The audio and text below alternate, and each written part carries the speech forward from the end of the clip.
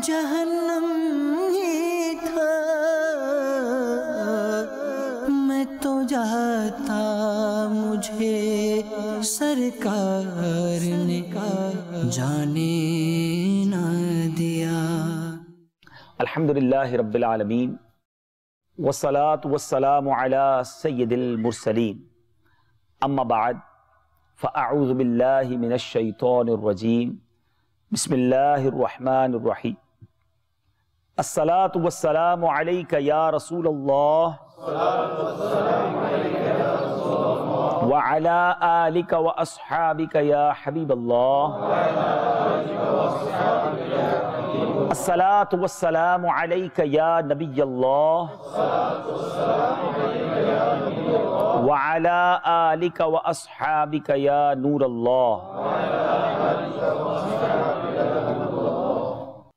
मीठे मीठे इस्लामी भाइयों, मदरी चैनल के नाज़रीन, दुरूद पाक पढ़ने के बेशुमार फ़ज़ाइल व बरक़ात हैं। बहुत सारी अहादीस और बहुत सारे वाक़यात फ़ज़ाइल दुरूद में मिलते हैं। आज एक बड़ा ही ईमान अफरोज़ वाक़या मैंने आपको सुनाना है।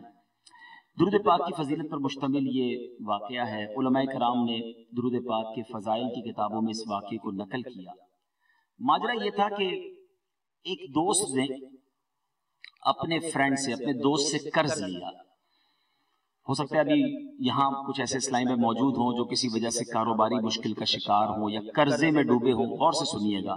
मदरी चैनल के नाजरीन भी बाद में जब ये बयान सुने और आप में से कोई ऐसा मुझे सुने जो किसी कर्ज में डूबा हुआ है, तो वो भी गौर से ये वाकया सुने।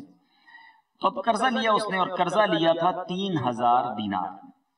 जब वक्त आया कर्ज वापस लौटाने का तो कारोबार तबाह हो चुका था, पैसे नहीं थे लौटाने को।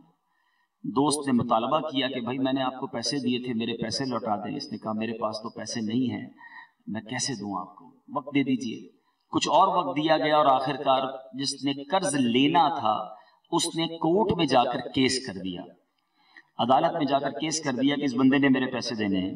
जज ने बुलाया, बुलाने के बाद सवाल किया कि आपने इसके पैसे देने हैं? उसने कहा हाँ देने हैं। कहा दे दीजिए। पैसे नहीं है मेरे पास, कारोबार खत्म हो गया है। कहा तुम्हारे पास 30 दिन है, विद इन 30 डेज ये पैसे लौटा दो वरना तुम्हें सजा सुनाई जाएगी। अब था ये आशिक रसूल, जब घर वापस आया तो पैसे तो थे नहीं, कारोबार भी नहीं था। 30 दिन में 3000 दीनार का इंतजाम करना आसान भी नहीं था। It's quite a huge amount. उस जमाने में ये बड़ी अमाउंट थी।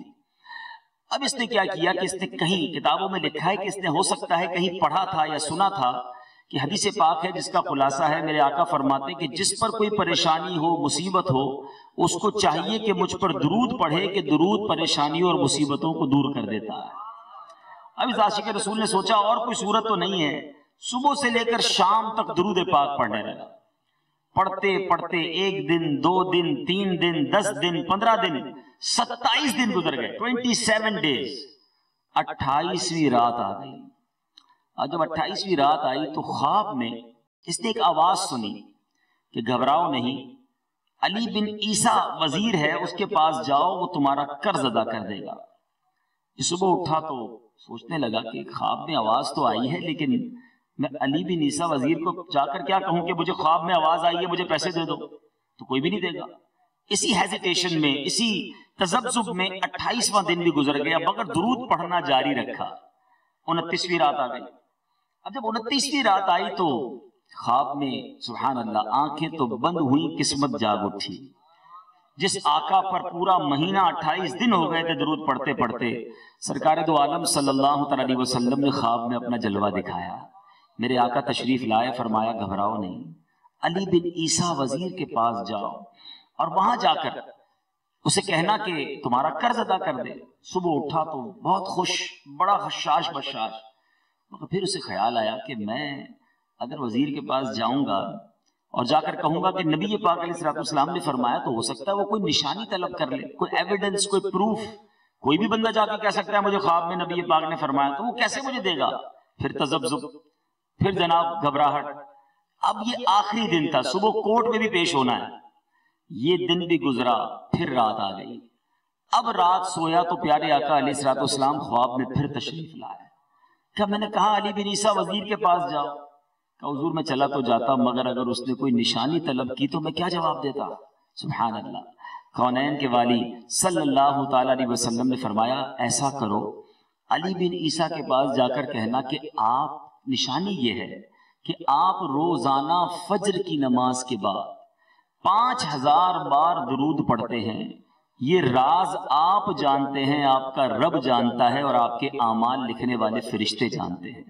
और जब तक आप 5000 दुरूद पढ़ नहीं लेते उस वक्त तक आप किसी और से बात नहीं करते। अब आंख खोली, सो मच सेटिस्फाई, अब तो बहुत खुश, दीदार भी हुआ, निशानी भी मिल गई, अब पहुंच गया वजीर के पास। वही दिन है जिस दिन अदालत में भी जाना है। अर्ली मॉर्निंग वजीर के पास चला गया, अली बिन ईसा उसका नाम, जाकर उसे कहा कि उसके दरबार में और भी काफी सारे लोग बैठे थे, तो कहा मैं आपके लिए पैगाम लाया हूं। वजीर ने कहा किसका पैगाम लाया हूं? नबी पाक अलैहिस्सलाम का पैगाम लाया। अच्छा, क्या पैगाम लाया? सरकार दो आलम सल्लल्लाहु अलैहि वसल्लम ने इरशाद फरमाया, मैं मकरूज हूं, मेरे 3000 दीनार का कर्ज आप अदा कर दें। वजीर कहता है कोई निशानी है तुम्हारे पास कि तुम्हें नबी पाक अलैहिस्सलाम ने भेजा है? कहाँ, खाली हाथ नहीं आया, निशानी भी लेकर आया हूं। सरकार अलैहिस्सलाम ने फरमाया कि आप रोजाना सुबह 5000 मरतबा दुरूद पाक पढ़ते हैं। ये राज आप जानते हैं, आपका रब जानता है, या किरामन कातिबीन, आपके आमाल लिखने वाले फरिश्ते जानते हैं। अब जब उस वजीर ने ये सुना ना, आप जरा अंडरस्टैंड करें कि वो कैसा वजीर होगा कि जो रोजाना 5000 दुरूद पढ़ता होगा, वैसे ही कैसा आशिक रसूल होगा। उसकी तो गोया ईद हो गई कि मेरे दुरूद पढ़ना कबूल हो गए, मरहबा या रसूल अल्लाह का उसने नारा लगाया और अपने कमरे में चला गया। जब वापस आया तो 3000 दीनार लेकर नहीं, 9000 दीनार लेकर आया।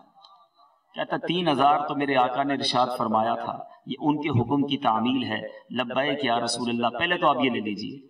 3000 मजीद आप मेरे घर पे कदम रंजा फरमाया आपने, ये उसका नजराना है। 3000 और ले जाइए, इससे कुछ छोटा मोटा बच्चों के लिए काम काज शुरू कर लीजिए और एक वादा भी करके जाइए, अब जिंदगी में जब भी आपको जरूरत पड़ेगी आप मुझे याद कर लेना, मैं आपका भाई हूं, मुझे मत भूलना। अब ये खुशी खुशी दीवाना जो थोड़ी देर पहले तो इस शायद शशोपंज में होगा कि जेल में जाना है क्योंकि आज लास्ट दिन था, अब वो पहुंच गया अदालत में। जब अदालत में पहुंचा तो जज, हो सकता है वहां सारे लोग एक्सपेक्ट कर रहे होंगे कि इसने आकर यही कहना है पैसे नहीं है और गिरफ्तारी देनी है। इसने जाते ही जज के पास 3000 दीनार जमा करा दिए कि लीजिए मेरा कर्जा मैंने अदा कर दिया। जज कहता है बाकी बातें बाद में होंगी, पहले बताओ पैसे किधर से लाया हो? तुम तो कहते थे कारोबारी नहीं है, तुम तो कहते थे कल्लाश हो गया हूं, डेमोलिश हो गया है, सब चीजें किधर से आए 3000 दीनार? अल्लाह अल्लाह, आशिक रसूल ने गोया ऐसा लगता है ज़बाने हाल से कहा होगा, इतना दिया सरकार ने मुझको, इतनी मेरी औकात नहीं, ये तो करम है उनका वरना मुझ में तो ऐसी बात नहीं। उस आशिक रसूल ने भरी अदालत में सारा वाकया सुना दिया कि मेरा कोई कमाल नहीं है, यूं ख्वाब में मेरे आका तशरीफ लाए और इस तरह वजीर ने ये मेरा कर्जा अदा किया है। अल्लाह अल्लाह, देखो पहले के लोग कैसे होते थे। वो आशिक रसूल जज जो है वो अपनी सीट से खड़ा होकर ड्यूरिंग द कोर्ट, अदालत के दौरान अपने कमरे में चला गया। थोड़ी देर बाद वापस आकर कहता है ये 3000 दीनार हैं, तुम्हारा कर्जा मैं अदा करूंगा, सारा सवाब अली बिन ईसा ले जाए, मैं भी नबी का गुलाम हूं, मैंने तुम्हारा कर्ज अदा करना। अब ये सारी स्टोरी, सारा माजरा वो शख्स भी सुन रहा था जिसने केस किया था, वो भी तो मौजूद था ना। वो कहता है मुझे कागज और कलम चाहिए। क्या क्यों चाहिए? मैं भी तो अपने आका का गुलाम हूं, मुझे कागज कलम दीजिए, मैं लिख देता हूं कि मैंने सारा कर्जा इसको माफ कर दिया है। अच्छा, अब जो पैसे जज ने दिए थे उस बंदे ने जज को वापस कर दिया कि हुजूर मेरा तो कर्जा ही माफ हो गया, अब ये पैसे आप वापस दे लीजिए। सुभान अल्लाह, काजी भी कैसा आशिक रसूल था, कहता है जो पैसे सरकार के नाम पे निकाल दिए मुझे वापस नहीं चाहिए, ये तुम ही अपने साथ ले जाओ। मीठे मीठे इस्लामी भाइयों, किताबों में ये तारीखी वाकया लिखा और इसके बाद फुकहा ने लिखा कि गौर करें कि जो शख्स 3000 दीनार का मकरूज है उसे उम्मीद थी कि शायद जेल हो जानी है, मगर दुरूद पाक की बरकत से 12000 दीनार लेकर घर को जा रहा है। जब भी आपने एक शेर सुना होगा, दुखों ने तुमको जो घेरा हो तो दुरूद पढ़ो, दुखों ने तुमको जो घेरा हो तो दुरूद पढ़ो, जो हाजिरी की तमन्ना हो तो दुरूद पढ़ो। तो मुझे और आपको ये आदत बनानी चाहिए। प्रॉब्लम ये है कि प्रॉब्लम्स में, क्लैमिटीज में, तकालीफ में हम सबके पास जाते हैं, इधर परेशानी उधर दूसरे को कहेंगे सोर्स वाला बंदा ढूंढो, हम अल्लाह की बारगाह में सर नहीं झुकाते। हम उसकी बारगाह में दुआ नहीं करते, हम सरकार दो आलम सल्लल्लाहु अलैहि वसल्लम की जात पर दुरूद नहीं पढ़ते। हालांकि हमें बताया गया कि अद्दुआ सलाहुल मुमिन, दुआ मोमिन का हथियार है। अगर आप किसी परेशानी में हैं तो रब की बारगाह में सर झुकाएं, गिड़गिड़ाएं, उससे मांगे, उसके हबीब अलैहिस्सलाम पर दुरूद भेजें। लेकिन हम इधर भागते हैं उधर भागते हैं, कहते हैं ना सब के पास जाते हैं रब के पास नहीं जाते, सबको पुकारते हैं रब को नहीं पुकारते। अगर आप किसी भी परेशानी में हैं आप दुआ कीजिए, दिल की गहराइयों से दुआ कीजिए और दुआ के अव्वल आखिर दुरूद पढ़िए, फिर देखें आपको कैसी बरकतें मिलती हैं। तो बहरहाल आइए मोहब्बत के साथ बाआवाज़ बुलंद दुरूद पाक पढ़ लें। सल्लु अलल हबीब सल्लल्लाहु तआला अला मुहम्मद सल्लल्लाहु अलैहि वसल्लम। मीठे मीठे इस्लामी भाइयों, कुरान की पाकी, कुरान की अजमत बयान करने के लिए यही काफी है कि कुरान नाजिल करने वाला कौन है? रब्बुल आलमीन। कुरान को लाने वाले कौन हैं? रूहुल अमीन, जिब्रील अमीन हैं। कुरान जिन पर नाजिल हुआ वो कौन है? रहमतुल लिल आलमीन सल्लल्लाहु अलैहि वसल्लम। जिस जबान में नाजिल हुआ वो जबान कौन सी है? अरबी मुबीन।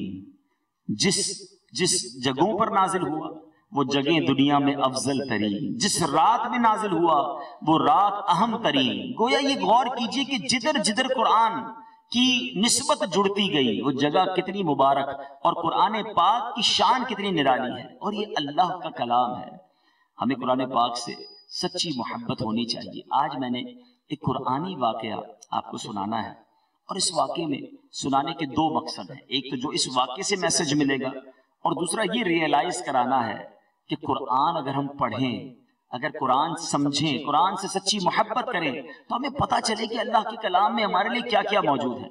आज जो साइंस के स्टूडेंट्स होते हैं, जो किताबें पढ़ने वाले हैं, उनसे पूछें तो वो बता देंगे कि जनाब बल्ब किसने इजाद किया, अच्छा जनाब जहाज कब बना था, ट्रेन कब बनी थी, टायर कब बना था, बहुत सारी इन्वेंशंस के बारे में पता है।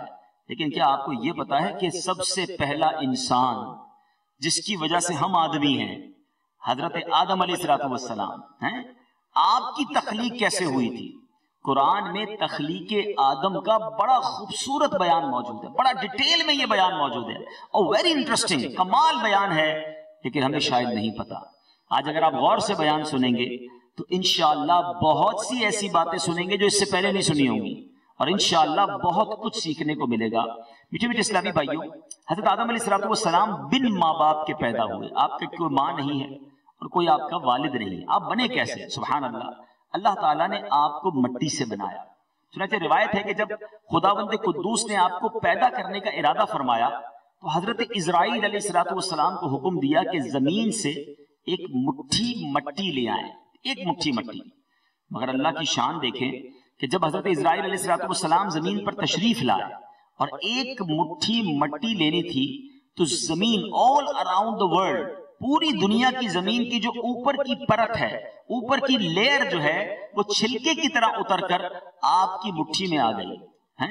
अच्छा, फिर उसमें क्या था? उस मिट्टी में 60 रंगों और मुख्तलिफ कैफियतों वाली वो मिट्टियां थी। सफेद और सियाह, सुर्ख और जर्द रंगों वाली, नर्म और सख्त थी, शीरी और तल्ख और नमकीन और फीकी कैफियतें जो थी वो उस मिट्टी में शामिल थी। सुभान अल्लाह, हदीस पाक में है कि ये जो मुख्तलिफ कैफियतें हैं ना, तिरमिज़ी और अबू दाऊद शरीफ की हदीस में है कि आदम का पुतला जिस मिट्टी से बनाया गया, चूंकि वो मुख्तलिफ रंगों, मुख्तलिफ कैफियतों वाली मिट्टी थी, इसलिए आपकी औलाद जो है यानी इंसान जो है वो भी मुख्तलिफ रंगों, मुख्तलिफ नस्लों और मुख्तलिफ कैफियतों वाला होता है। आज दुनिया में देखें, अब अमेरिका चले जाएं, यूरोप चले जाएं, बड़ी गोरी चमड़ी वाले लोग हैं, उनके बाल गोल्डन होते हैं। अफ्रीका चले जाएं तो सारे काली चमड़ी वाले आपको नजर आएंगे, उनके बाल ही घुंघरियाले होंगे। पाको हिंद, नेपाल, बांग्लादेश में देखें तो हमारा रंग सांवला सा है। जापान और कोरिया की तरफ जाएं, चाइना की तरफ जाएं, बिल्कुल अलग शक्लें हैं। हजरत आदम अलैहिस्सलाम की औलाद ये सारे अलग अलग शक्लों वाले कैसे हैं? अल्लाह गनी, सिर्फ शक्लें अलग नहीं है, कल्चर अलग है, नेचर अलग है, अंदाज अलग है। तो सुभान अल्लाह, जो तख्लीक आदम के वक्त मुख्तलिफ कैफियतों वाली मट्टी जमा की गई थी, उसमें हिकमत ये थी कि हजरत आदम अलैहिस्सलाम की औलाद में भी ये सारी कैफियतें, कोई देखे तल्ख होता है, कोई बड़ा नर्म होता है, कोई बड़ा मीठा होता है, कोई बड़ा गुसीला होता है ना। तो ये वो तमाम उस मट्टी का असर है जो हजरत आदम अलैहिस्सलाम की तख्लीक के वक्त जमा किया गया था। ठीक है, अच्छा, फिर अब इस मट्टी को गोंदने का हुक्म दिया गया। इस मट्टी को गोंदा गया, एक मुद्दत के बाद ये चिपकने वाली मिट्टी बन गई। پھر ایک مدت کے بعد یہ گوندی گئی تو یہ گارے کی صورت میں بن گئی، اس کے بعد یہ خشک ہو کر، یہ سب قرآنی واقعہ بیان کر رہا ہوں میں، کھن کھناتی ہوئی بجتی ہوئی مٹی بن گئی۔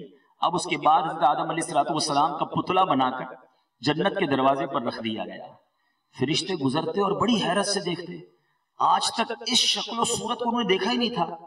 اچھا ابھی تو پتلے کی صورت میں تھے، ابھی چونکہ روح نہیں ڈالی گئی تھی، تو جو فرشتہ نکلتا بڑی حیرت سے دیکھتا۔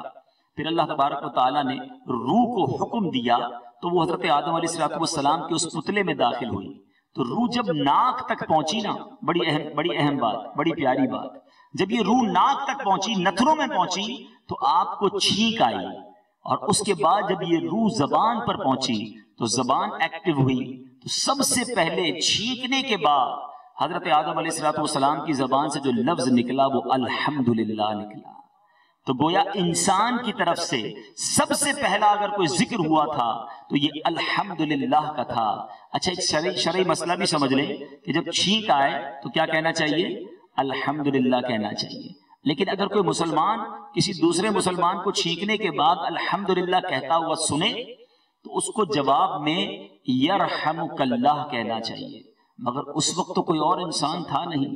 سبحان اللہ، کتابوں میں لکھا کہ حضرت آدم علیہ السلام نے جب الحمدللہ کہا تو جواب میں اللہ تبارک و تعالیٰ نے یرحمک اللہ فرمایا، یعنی اللہ کی تجھ پر رحمت ہو۔ سبحان اللہ۔ میٹھے اسلامی بھائیوں، اب رفتہ رفتہ پورے اس بدن میں روح پہنچ گئی اور آپ اٹھ کر کھڑے ہو گئے۔ اس کے بعد حضرت آدم علیہ السلام کے بارے میں مزید قرآن کیا کہتا ہے کہ آپ کی کنیت ابو محمد یا ابو البشر اور آپ کا لقب خلیفۃ اللہ ہے، اور آپ سب سے پہلے اللہ تعالیٰ کے نبی ہیں۔ آپ نے 960 برس کی عمر پائی، یہ ہم سب کو پتا ہونا چاہیے۔ ہم آدم کی اولاد ہیں علیہ السلام۔ حضرت آدم علیہ السلام نے 960 ایئرز آپ نے عمر پائی، اور بوقت وفات آپ کی اولاد کتنی تھی؟ آپ کی اولاد کی تعداد 1,00,000 ہو چکی تھی، جنہوں نے طرح طرح کی صنعتوں اور عمارتوں سے زمین کو آباد کیا۔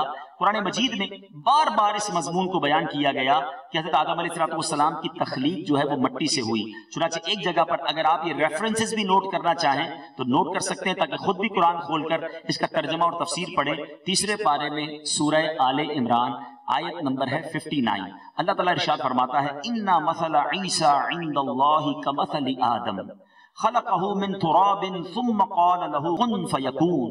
اللہ فرماتا ہے ترجمہ کنز ایمان، عیسیٰ کی کہاوت اللہ کے نزدیک آدم کی طرح ہے، اسے مٹی سے بنایا پھر فرمایا ہو جا، وہ فوراً ہو جاتا ہے۔ اب حضرت آدم علیہ السلام کی تخلیق تو ہو گئی، اب حضرت حوا رضی اللہ تعالی عنہا وہ کیسے پیدا ہو؟ یہ اور خوبصورت بات ہے۔ حضرت آدم علیہ السلام جنت میں رہتے تھے، وہاں بڑے اکیلا پن محسوس کرتے، اکیلا شخص تو بڑی لونلینس فیل کرتا ہے، تو آپ جنت میں تنہائی کی وجہ سے کچھ ملول ہوئے تو اللہ تعالیٰ نے آپ پر نیند کا غلبہ فرمایا، اور جب آپ نیند میں تھے تو نیند ہی کی حالت میں آپ کی پسلی سے حضرت حوا رضی اللہ تعالی عنہا کو پیدا فرمایا۔ جب حضرت آدم علیہ السلام بیدار ہوئے تو برابر میں ایک خوبصورت عورت کو دیکھ کر آپ حیران ہو گئے۔ آپ نے پوچھا آپ کون ہیں؟ تو انہوں نے بتایا کہ میرا نام حوا ہے اور میں آپ کی بیوی ہوں، اور اللہ تبارک و تعالیٰ نے مجھے آپ کے لیے پیدا کیا ہے تاکہ ہم مل جل کے رہیں اور خوشی اور اطمینان حاصل کریں۔ اب اس بات کو قرآن مجید فرقان حمید نے کتنے پیارے انداز میں بیان کیا۔ پارہ نمبر 4 سورہ نساء آیت نمبر 1، اللہ فرماتا ہے وَخَلَقَ مِنْهَا زَوْجَهَا وَبَثَّ مِنْهُمَا رِجَالًا كَثِيرًا وَنِسَاءً، ترجمہ، اور اسی میں سے اس کا جوڑا بنایا اور ان دونوں سے بہت مرد و عورت پھیلا دیے۔ سبحان اللہ۔ اب میٹھے میٹھے اسلامی بھائیوں، اب یہاں بڑی خوبصورت بات علماء نے، دیکھیں میں نے اور آپ نے یہ بات تو سن لی، لیکن علماء نے اس کے اندر سے جو مفسرین نے بہت پیارے مدنی پھول ہمیں بتائے کہ اللہ تعالیٰ نے 4 طریقوں سے انسان کو بنایا۔ ٹھیک ہے، ایک بڑا نارمل طریقہ ہے مرد و عورت کے ذریعے جو انسان پیدا ہوتا ہے، ٹھیک ہے، یہ تو نارمل ہے، لیکن سب سے پہلے حضرت آدم علیہ السلام کی تخلیق کیسے ہوئی؟ مٹی سے۔ حضرت حوا کیسے پیدا ہوئی؟ حضرت آدم علیہ السلام کی پسلی سے۔ مرد و عورت کے ذریعے انسان پیدا ہوتا ہے، اور ایک چوتھا طریقہ بھی ہے اللہ نے، اور وہ کس کو پیدا کیا؟ حضرت عیسیٰ علیہ السلام کو بغیر والد کے۔ حضرت مریم آپ کی والدہ ہیں، ادھر کوئی مرد نہیں تھا، مرد کا انٹریکشن نہیں تھا۔ اب علماء کہتے ہیں کہ یہ 4 پروسیجر ہیں، انسان کو پیدا کرنے کے لیے، اور اس میں اللہ کی شاندار حکمت ہے۔ یہ کیوں کیا گیا؟ ہو سکتا ہے کوئی مرد سوچتا یا مردوں کی جماعت سوچتی کہ ہم اگر نہ ہوتے دنیا میں، صرف عورتیں ہی ہوتی تو یہ جو نسل انسانی ہے یہ آگے ہی نہ بڑھتی۔ تو اللہ تبارک و تعالیٰ نے ایک مردوں کا بھی منہ چپ کر دیا۔ عورتیں کہتی کہ ہم دنیا میں نہ ہوتے تو مرد اکیلے کیا کرتے، کیسے جناب یہ نسل انسانی آگے بڑھتی؟ تو اللہ نے سب سے پہلے تو مٹی سے انسان بتا دیا کہ ان اللہ علی کل شیء قدیر، مرد کے ذریعے عورت کو پیدا کر کے بتا دیا۔ حضرت آدم علیہ السلام کی پسلی سے حضرت حوا کو پیدا کیا، ان اللہ علی کل شیء قدیر۔ حضرت مریم رضی اللہ تعالی عنہا کے ذریعے بغیر مرد کے حضرت عیسیٰ علیہ السلام کو پیدا کر کے بتا دیا اللہ کسی چیز کا محتاج نہیں ہے، ان اللہ علی کل شیء قدیر، وہ قادر ہے، وہ جیسے چاہے اپنی قدرت کے نظارے ہمیں دکھائے۔ میٹھے میٹھے پیارے اسلامی بھائیوں، قرآن میں خود رب ارشاد فرماتا ہے، ترجمہ اللہ ہر چیز کا بنانے والا ہے اور وہ اکیلا سب پر غالب ہے۔ سبحان اللہ۔ ایک اور جگہ ارشاد فرماتا ہے، وہ جو چاہتا ہے کرتا ہے، وہ کسی کو پوچھنا اس کے لیے ضروری نہیں ہے، وہ محتاج نہیں ہے کسی کا۔ ایک اور جگہ اللہ فرماتا ہے، اس کی شان کیا ہے، جس چیز کا جس کام کا وہ ارادہ کرتا ہے اس کو کر ڈالتا ہے، اس کی مشیت میں کسی کا دخل انداز کوئی نہیں ہو سکتا، نہ کسی کو اس کے کام میں چون و چرا کرنے کی مجال ہے۔ تو ایک بات تو تخلیق آدم اور تخلیق حوا سے ہمیں یہ سیکھنے کو ملتی ہے، اور کس طرح یہ تخلیق ہوئی یہ بھی ہمیں پتا ہونا چاہیے۔ اب جب تخلیق ہو گئی تو اب ہم نے سنا کہ آدم علیہ السلام کا جو لقب ہے وہ خلیفۃ اللہ ہے۔ تو اللہ تبارک و تعالیٰ نے، حالانکہ اللہ کسی سے مشورے کا محتاج نہیں ہے، یہ آگے بتاؤں گا کہ یہ مشورہ کیوں ہوا تھا۔ اللہ تبارک و تعالیٰ نے فرشتوں سے ایک مکالمہ فرمایا اور فرشتوں سے فرمایا، اے فرشتوں، میں زمین میں اپنا خلیفہ بنانے والا ہوں جو میرا نائب بن کر زمین میں میرے احکام نافذ کرے گا۔ تو فرشتوں نے ڈیبیٹ کی کہ یا اللہ تو ایسے شخص کو اپنا خلیفہ بنائے گا، اپنا نائب بنائے گا جو زمین میں فساد برپا کرے گا، قتل و غارت گری کرے گا۔ اے اللہ اگر تجھے تیرا خلیفہ بنانا ہی ہے تو ہم ملائکہ ہیں، جو ملائکہ کی جماعت میں سے کسی کو اپنا خلیفہ بنا دے جو دن رات عبادت کرتے ہیں۔ یاد رہے کہ فرشتے گناہ نہیں کرتے، وہ معصوم ہیں۔ یہ بھی ایک شرعی مسئلہ سمجھ لیں۔ آج بندہ ہر دوسرے آدمی کو معصوم کہہ رہا ہوتا ہے، بڑا معصوم انسان ہے، یہ بڑا معصوم بچہ ہے۔ یاد رہے معصوم وہ ہوتا ہے جس سے گناہ ہو ہی نہ سکے، اور معصوم فقط انبیاء اور فرشتے ہیں، عام انسان معصوم نہیں ہوتا۔ تو یہ بھی ذرا شرعی مسئلہ بھی سمجھ لیجیے۔ تو بہرحال ملائکہ نے کہا یا اللہ ہم اس کے زیادہ اہل ہیں، ہمیں نائب بنا دے اپنا، ہم میں سے کسی کو اپنا نائب چن لے۔ اللہ تبارک و تعالیٰ نے کیا ارشاد فرمایا، اے فرشتوں، آدم کو خلیفہ بنانے میں جو حکمتیں اور مصلحتیں ہیں وہ میں جانتا ہوں، وہ تم نہیں جانتے۔ اچھا، جب رب کا حکم آ گیا، آرڈر آ گیا، تو فرشتے خاموش ہو گئے۔ لیکن فرشتوں نے جو ازیوم کیا تھا، فرشتے جو دل میں انہوں نے خیال یہ رکھا کہ ٹھیک ہے اللہ کی مشیت ہے، رب چاہتا ہے، مگر افضل جو ہے اللہ کی مخلوق میں فرشتے ہی رہیں گے۔ خلیفہ حضرت آدم علیہ السلام کو بنایا جا رہا ہے، البتہ فضیلت کے تاجدار فرشتوں کی جماعت ہی رہے گی، یہ ان کا خیال تھا۔ اب کیا ہوا، اللہ تبارک و تعالیٰ نے حضرت آدم علیہ السلام کو پیدا فرمایا اور اس کے بعد تمام چھوٹی بڑی چیزوں کا علم عطا کر دیا۔ بڑی اہم بات کرنے جا رہا ہوں، فرشتے گناہ نہیں کرتے، لیکن آج انسان کو اگر اشرف المخلوقات کہا جاتا ہے، حضرت آدم علیہ السلام کو سپیریورٹی دی گئی، تو اس کے پیچھے کیا وجہ تھی؟ اللہ تعالیٰ نے علم دین عطا کیا، نالج عطا کی، علم عطا کر کے فرمایا۔ پھر اللہ تعالیٰ نے تمام چیزوں کا جب علم دے دیا نا، پھر فرشتوں سے کیا فرمایا، اے فرشتوں اگر تم اپنے دعوے میں سچے ہو، اے فرشتوں اگر تم اپنے دعوے میں سچے ہو کہ تم سے افضل کوئی مخلوق نہیں ہے، تو ان تمام چیزوں کے نام بتاؤ جو میں نے تمہارے پیش نظر کیے ہیں۔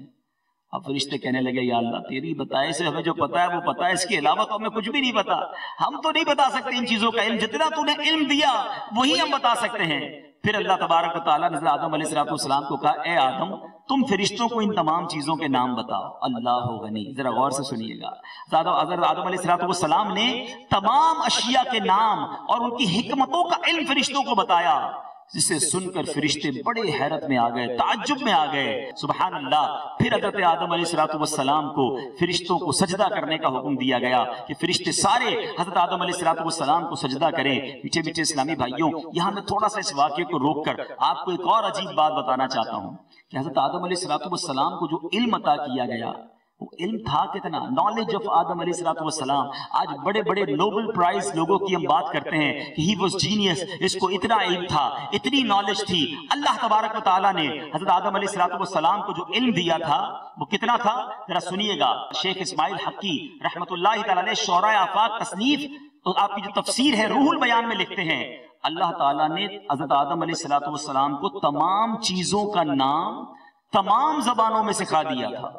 دنیا میں جتنی چیزیں تھیں اور ہونے والی ہیں ان تمام چیزوں کا نام تمام زبانوں میں سکھا دیا، اور ان کو تمام ملائکہ کے نام، تمام اولاد آدم کے نام، جتنی دنیا میں لوگ آنے ہیں سب کے نام، میرے اور آپ کے نام بھی تھے اس میں، ٹھیک ہے، تمام حیوانات، جمادات، نباتات کے نام، تمام چیزوں کی صنعتوں کے نام، تمام شہروں اور تمام بستیوں کے نام، اور تمام پرندوں اور درختوں کے نام جو آئندہ عالم وجود میں آنے والے ہیں سب کے نام، اور قیامت تک پیدا ہونے والے تمام جانداروں کے نام، تمام کھانے پینے کی چیزوں کے نام، اور جنت کی تمام نعمتوں کے نام، اور تمام چیزوں اور سامانوں کے نام، یہاں تک کہ تفسیر میں لکھا پیالہ اور پیالہ کا نام. یہ بھی اللہ تعالیٰ نے حضرت آدم علیہ السلام کو عطا فرمایا. اور حدیث پاک میں ہے، آج کسی کے بارے میں پتا چلے یار اس کو 10 زبانیں بات کرنا آتی ہے، بندہ کہتا ہے بہت جینیس، 10 زبانوں میں بات کر سکتا ہے. سنو، ہمارے جد امجد حضرت آدم علیہ السلام کو حدیث کے الفاظ ہیں، اللہ تعالیٰ نے 7 لاکھ زبانیں سکھائی تھی، 700,000 لینگویجز اللہ تعالیٰ نے اس کا علم عطا فرمایا. اور کون سے مدرسے سے پڑھا آپ نے، کون سی یونیورسٹی سے پڑھا، کتنا ٹائم لگا، کن فیکون. اللہ نے اپنی قدرت سے لمحوں میں یہ سارا علم عطا فرما دیا. ان اللہ علی کل شیء قدیر. اور جب اتنی نالج تھی تو افضل و اعلیٰ قرار دے کر فرشتوں سے فرمایا کہ آدم علیہ السلام کو سجدہ کریں. میٹھے میٹھے اسلامی بھائیوں، پھر فرشتوں نے حضرت آدم علیہ السلام کو سجدہ کیا. اچھا، اب یہ سجدے کے بارے میں بھی بڑی خوبصورت معلومات ہے، وہ بھی شاید بہت سو کو نہیں پتا ہوگی. یہ سجدہ کس دن ہوا تھا، کتنی دیر کا سجدہ تھا، اور کس نے پہلے سجدہ کیا. سبحان اللہ، یہ بھی سن لیجیے. حضرت آدم علیہ السلام کو جب سجدے کا حکم دیا گیا، یہ بھی تفاسیر میں روح البیان میں لکھا کہ تمام فرشتوں کو جب حکم دیا تو سب سے پہلے فرشتوں میں جو سجدہ کیا وہ حضرت جبرائیل علیہ السلام نے کیا. اس کے بعد حضرت میکائیل علیہ السلام، پھر حضرت اسرافیل، پھر حضرت عزرائیل علیہ السلام، پھر دیگر مقرب فرشتوں نے سجدہ کیا. اور یہ سجدہ کتنی دیر کا تھا، یہ جمعے کے دن ہوا، اور زوال سے لے کر عصر تک یہ سجدہ جاری رہا. اتنا طویل سجدہ تھا. اور اب ایک ایسا شخص تھا وہاں پر، ایک ایسا مردود تھا جس نے وہاں سجدے سے انکار کیا.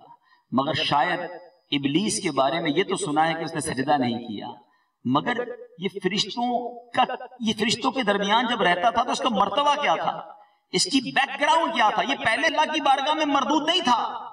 اللہ اکبر. میٹھے اسلامی بھائیوں، یہ فرشتہ نہیں تھا، یہ جن تھا. اسے آگ سے بنایا گیا، لیکن یہ فرشتوں کے ساتھ ملا جلا رہتا تھا. دربار خداوندی میں بڑا مقرب تھا، بڑے بڑے بلند درجات اور مراتب سے سرفراز تھا. حضرت کعب الاحبار رضی اللہ تعالیٰ عنہ کا بیان ہے کہ ابلیس، اب غور سے سنیے گا، 40,000 برس تک جنت کا خزانچی رہا، 40,000 years. اس کے بعد 80,000 برس تک ملائکہ کا ساتھی رہا، 20,000 برس تک، 20 years نہیں، 20,000 years. یہ ملائکہ کو واز سناتا رہا. معلم الملکوت اس کا لقب ہے، ٹیچر آف اینجلز. یہ انہیں واز سناتا رہا. 30,000 برس تک مقربین کا سردار رہا، 1,000 برس تک روحانیین کا سرداری کے منصب پر رہا، 14,000 برس تک عرش کا طواف کرتا رہا. ہے کوئی ہم میں سے ایسی عبادت کرنے والا؟ ہم سب مل جائیں تو اس کا عبادت میں مقابلہ نہیں کر سکتے، اس کی نالج سے مقابلہ نہیں کر سکتے، اس کی اسٹیٹس کا مقابلہ نہیں کر سکتے. مگر آگے کیا ہوا اور سنیے. اس کا پہلے آسمان میں اس کا نام عابد تھا، دوسرے آسمان میں اس کا نام زاہد تھا، تیسرے آسمان میں عارف، چوتھے آسمان میں ولی، پانچویں آسمان میں تقی، چھٹے آسمان میں خازن، ساتویں آسمان میں عزازیل تھا، اور لوح محفوظ میں اس کا نام ابلیس لکھا ہوا تھا.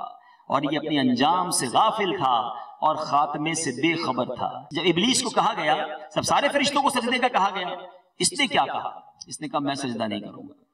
اب قرآن کے الفاظ سنیے گا، قرآن کہتا ہے، وہ کہتا ہے میں ان سے بہتر ہوں، میں آدم سے بہتر ہوں، کیونکہ تو نے مجھے آگ سے بنایا ہے اور اسے مٹی سے بنایا ہے۔ اٹ از پراؤڈ، یہ ہے تکبر، میں اس سے بہتر ہوں، میں سپیریئر ہوں، میں اعلیٰ ہوں۔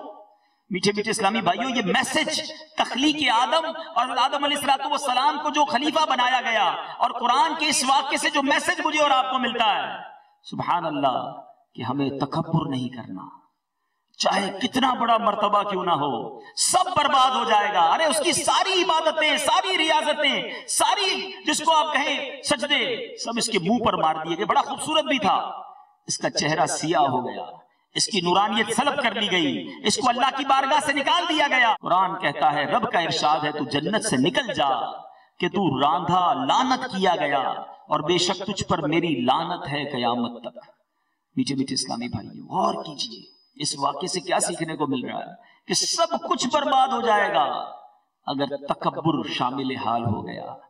اچھا، شیطان نے تو ایک ہی بار تکبر کیا نا، ونس ان اے لائف، ساری زندگی عبادتیں کرتا رہا، ساری زندگی نیکیاں کرتا رہا، مگر اللہ کی بارگاہ میں ایک بار تکبر کیا، سب برباد ہو گیا۔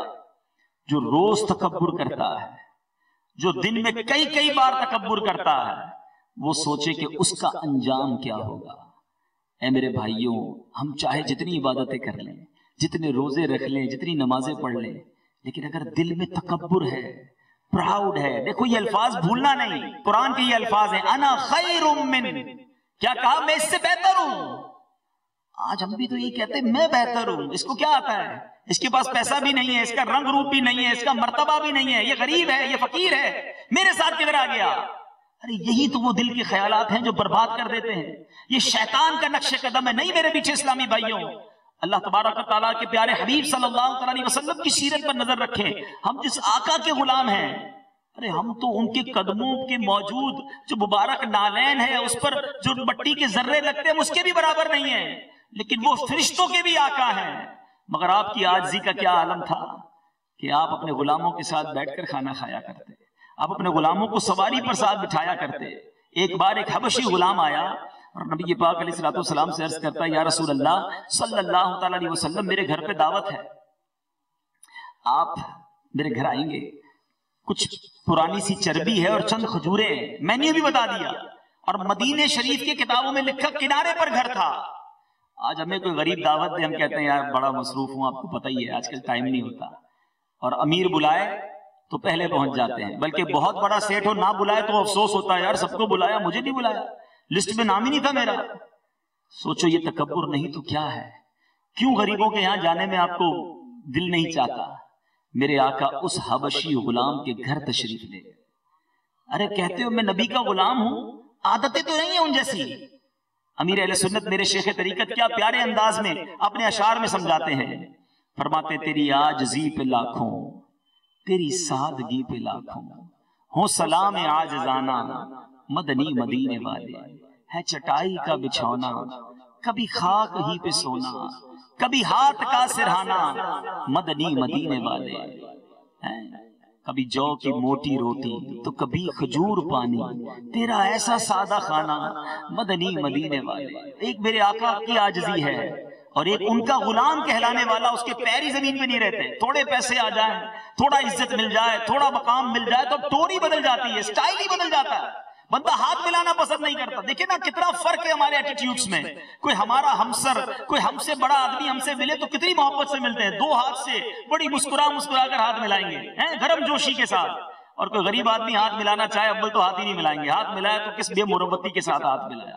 آپ خود دیکھیے یہ ایٹیٹیوڈ کیا ہے۔ ہمارے ساتھ کوئی غریب آدمی بیٹھ جائے، کوئی جس کو بظاہر چھوٹا آدمی کہا جاتا ہے، ہمیں لگتا ہے یہ کیوں بیٹھ گیا میرے ساتھ۔ اپنے ساتھ بٹھانا سواری پر ہم پسند نہیں کرتے، آج اپنی کسر شان سمجھا جاتا ہے کہ ڈرائیور کے برابر میں بیٹھا جائے۔ میرے آقا علیہ السلام اپنے غلاموں کو اپنی سواری پر اپنے ساتھ بٹھایا کرتے تھے۔ ارے ایک طرف تو نبی پاک کا یہ ایٹیٹیوڈ ہے، اور ایک طرف ہم کدھر جا رہے ہیں؟ نہیں میرے بیٹھے اسلامی بھائیوں، یہ تکبر اتنی بری چیز ہے۔ جب یہ شیطان کا واقعہ ہوا نا، سیدنا جبریل علیہ السلام اور سیدنا میکائیل علیہ السلام رونے لگے، تو رب تعالیٰ نے دریافت کیا کہ تم کیوں روتے ہو؟ انہوں نے عرض کی کہ اے رب ہم تیری خفیہ تدبیر سے بے خوف نہیں ہیں. رب العباد عز و جل نے فرمایا تم اسی حالت پر رہنا، کیونکہ شیطان کا انجام دیکھ کر فرشتوں میں لرزہ طاری ہو گیا تھا کہ جب اس کا یہ حال ہو سکتا ہے تو کہیں ہم بھی نہ مارے جائیں. ایک طرف تو فرشتے ڈرے اور ہم ہیں کہ ہمارا اسٹائل ہی تبدیل نہیں ہوتا. پیچھے اسلامی بھائیوں ایک حدیث بچپن سے سنتے آ رہے ہیں کہ جس کے دل میں رائی کے دانے کے برابر تکبر ہوگا وہ جنت میں نہیں جائے گا. اب غور کیجئے، رائی کا دانہ کتنا ہوتا ہے، اتنا تکبر بھی نہیں چلے گا، مگر ہمارا دل تو ایسا لگتا ہے. اچھا پتہ ہے پرابلم کیا ہے، ہم جب یہ بیان سنتے ہیں نا تو ہم کہتے ہیں نہیں یار میں تو تکبر نہیں کرتا. آج میں آپ کو اپنے بیان میں کچھ ایگزامپلز دیتا ہوں، کچھ مثالیں دے دیتا ہوں، نشانیاں دے دیتا ہوں، چیک کر لیں. اگر نہیں ہے تو بہت اچھی بات ہے، اور اگر ایسا ہے تو پھر اس کا علاج کرنا بہت ضروری ہے. تکبر کی جو نشانیاں ہیں اس میں ایک علامت علماء نے لکھی کہ بندہ جو ہے جب کہیں جاتا ہے تو اس کا جی چاہتا ہے کہ لوگ میری تعظیم کے لیے کھڑے ہو جائیں. اگر تو یہ دل چاہے کہ کھڑے ہو جانا الگ چیز ہے، اللہ آپ کو یہ مقام دے کہ لوگ آپ کو دیکھ کر کھڑے ہو جائیں، لیکن دل یہ چاہے کہ کھڑا کیوں نہیں ہوا، کوئی کھڑا نہ ہو تو دل میں افسوس ہو. اٹ مینز میں اس سے اعلیٰ ہوں، اس کو میرے لیے کھڑا ہونا چاہیے تھا.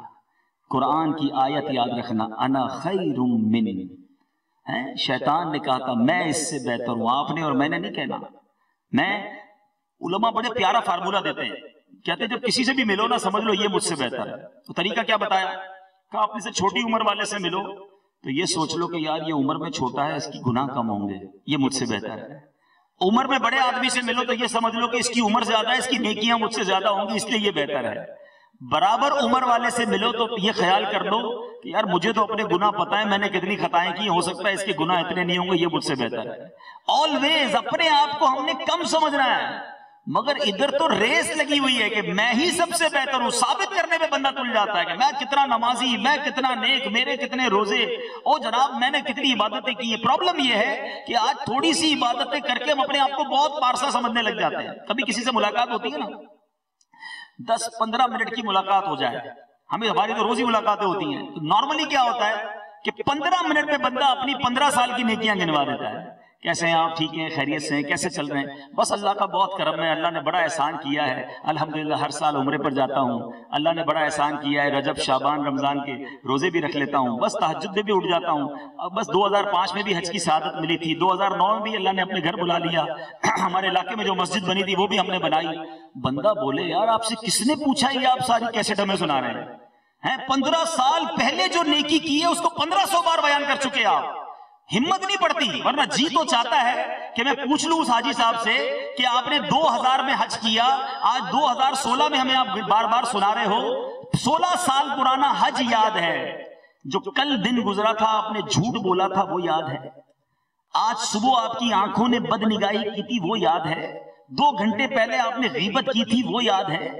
گناہ کیے جا رہے ہیں، بھولے جا رہے ہیں، اور نیکیاں کر کے دنیا کو پارسائی بتاتے جا رہے ہیں.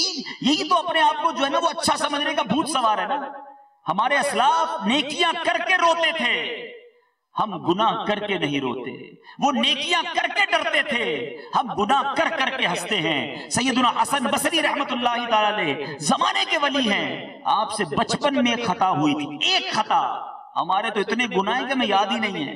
ایک مسٹیک ہو گئی تھی. آپ کا یہ دستور تھا کہ جب نیا لباس سلواتے نا اس کے کالر پر وہ گناہ لکھواتے، وہ خطا لکھواتے تھے، تاکہ جب لباس پہنے وہ خطا یاد آ جائے اور آنسو بہا کر معافی مانگتا رہا. یہ ایٹیٹیوڈ تھا بزرگوں کا. تو نیکیاں گنوانا چھوڑ دیجئے، نیکیوں کو یاد رکھنا بھی چھوڑ دیا. ہمیں پتہ ہی نہیں قبول ہوئی کہ نہیں. گناہ یاد رکھیے تاکہ توبہ کرتے رہیں، اور اپنے آپ کو جو بہتر سمجھنے کا بھوت ہے اس سے بھی اپنے آپ کو بچا لیجئے. تو بہرحال یہ جو جس کو فکر ہوتی ہے کہ لوگ میری تعظیم کے لیے کھڑے ہو جائیں، وہ اپنے آپ سے پوچھ لیں کیوں آپ کو یہ خیال آتا ہے. اسی طرح آپ کے ساتھ کوئی غریب بیٹھے، کوئی کمتر درجے کا بیٹھے، اگر دل میں مزہ نہیں آتا تو چیک کر لیجئے کہ یہ تکبر نہیں تو اور کیا ہے. کوئی غریب بیٹھ جائے، اچھا ساتھ کھانا کھا لے تو ہمیں اچھا نہیں لگتا.